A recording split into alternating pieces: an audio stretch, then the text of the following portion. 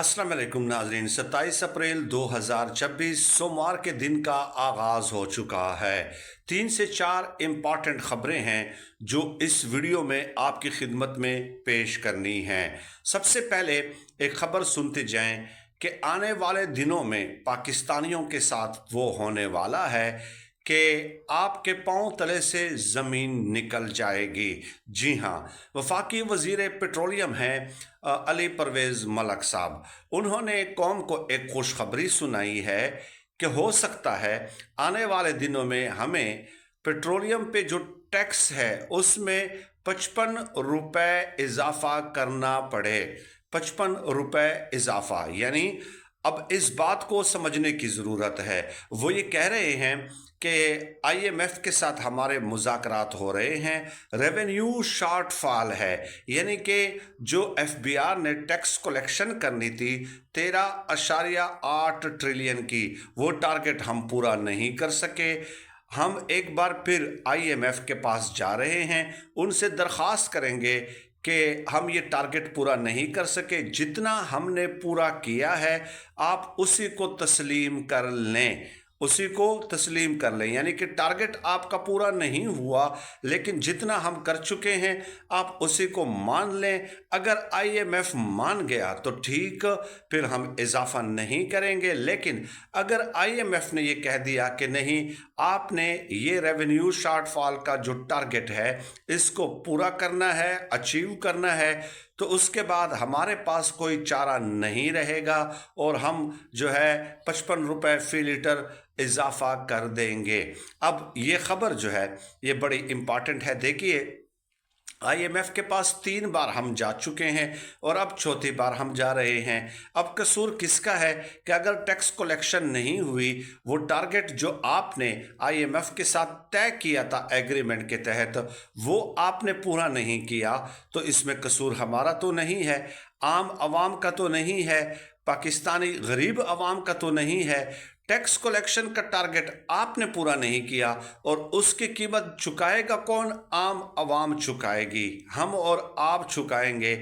ये बड़ी अफसोसनाक बात है। यानी कि दूसरों की गलतियों की सज़ा अब पाकिस्तानी कौम को मिलेगी, बजाय इसके कि उनसे जवाबदेही होती ना, जवाब तलबी होती कि आपने क्यों पूरा नहीं किया, आप आ जाएं, आपको इसका जो है खमियाजा भुगतना पड़ेगा।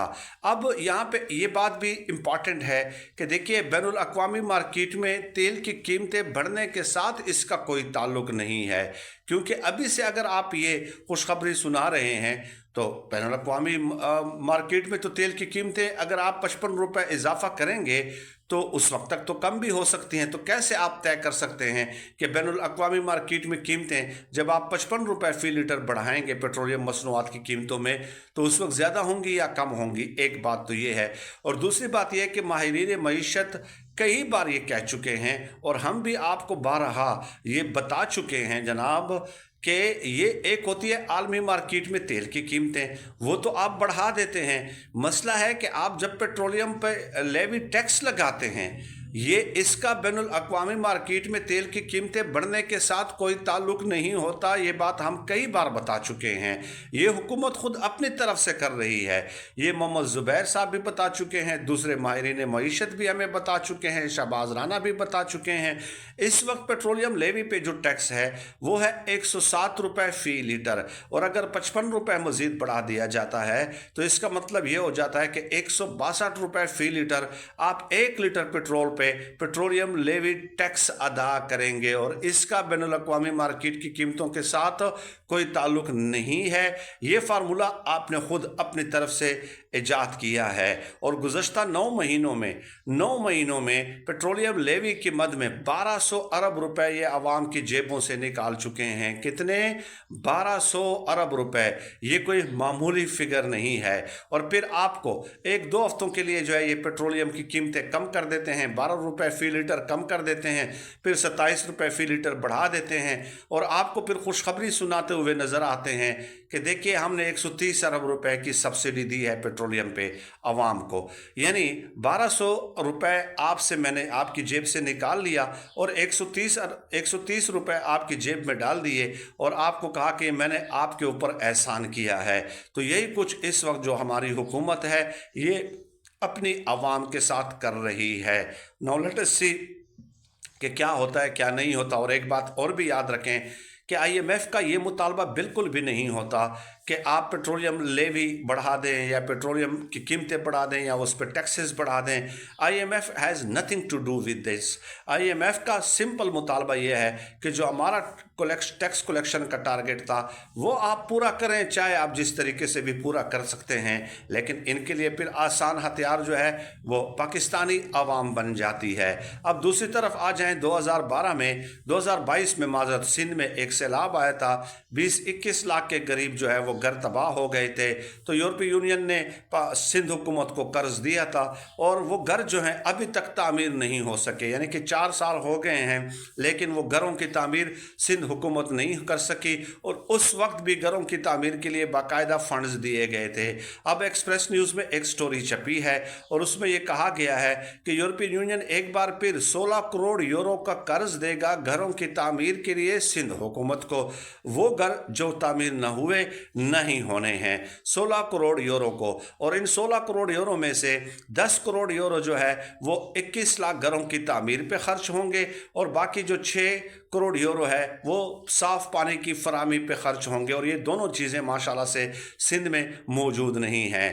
تو اب یہ دوبارہ قرض لیں گے، دوبارہ اس کے بعد پھر دوبارہ قرض لیں گے، پھر دوبارہ قرض لیں گے، لیکن یہ 21 لاکھ گھر جو ہیں وہ تعمیر نہیں ہونے ہیں۔ تو اس لیے اس کا بہتر آپشن تو یہی ہے کہ یہ خود آ کر یہاں پہ کوئی کمپنیز وغیرہ، کنسٹرکشن کمپنیز وغیرہ بنائیں اور خود ہی ان لوگوں کو گھر اگر تعمیر کر کے دے دیں تو اس وقت تو ان لوگوں کا مسئلہ حل ہو جائے گا۔ ادروائز جو ہے یہ مسئلہ حل ہونے کا نام نہیں لے رہا۔ تو یہ 2 خبریں ہیں، یہ ہمارے حکمرانوں کی جو ہے نا کارستانیاں ہیں جو آپ کو میں نے بتا دی ہیں، انٹرنیشنل معاملات کے حوالے سے، ایران امریکہ مذاکرات کے حوالے سے، عباس عراقچی کا رات کو پھر اسلام آباد آنا، پھر یہاں سے وہ ماسکو جائیں گے اور ماسکو سے پھر دوبارہ کیا اسلام آباد آتے ہیں نہیں آتے ہیں، یہ چیزیں دیکھنا امپارٹنٹ ہوگا۔ اور ڈونلڈ ٹرمپ کی بھی جو ہے اپنی جو وہ جس کو کہتے ہیں نا کہ یو ٹرن وغیرہ پہ مبنی بیانات وغیرہ کا سلسلہ جاری ہے۔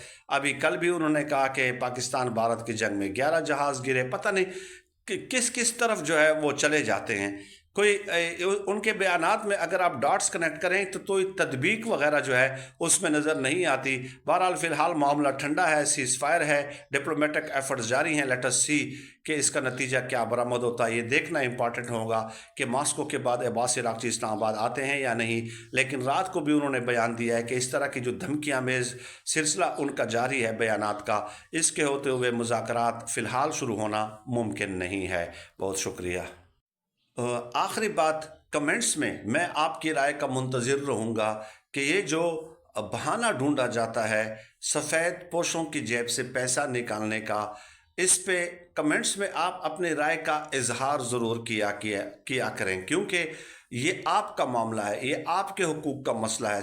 سفید پوشوں کے لیے جو ہے وہ یقین مانیں کہ اپنے اخراجات پورے کرنا بہت مشکل ہو گیا ہے، اور ہمارا چونکہ میں سوشل ورک بھی ساتھ ساتھ ان پیرالل کرتا ہوں تو یقین مانیں کہ کچھ صاحب عزت لوگ ہیں جو کسی کے سامنے سوال نہیں کرتے، ہاتھ نہیں پھیلاتے، بخدا ان کی جو حالت ہے اندر اگر آپ جائیں گے اس فیلڈ کے اندر تو آپ کے رونگٹے کھڑے ہو جائیں گے کہ وہ کس انداز میں گزارا کر رہے ہیں، کس طریقے سے اپنے معاملات زندگی چلا رہے ہیں۔ تو تہذیب کے دائرے میں لاجک کے ساتھ آپ کمنٹ ضرور کیا کریں۔ یہ آپ کے شعور کا مسئلہ ہے، آپ کے حقوق کا مسئلہ ہے، یہ ہمارا اور آپ کا مسئلہ ہے، کیونکہ یہ ہمیں لوٹنے میں اور ہماری جیبوں سے پیسہ نکالنے میں 1 منٹ کا بھی توقف نہیں کرتے، اور مختلف قسم کے اعداد و شمار پیش کر کے اپنی چکنی چپڑی زبان استعمال کر کے وہ جو ہے ہماری جیبوں سے پیسہ نکالنے کے لیے کوئی کسر نہیں اٹھا کر رکھتے۔ آپ سب کا بہت شکریہ۔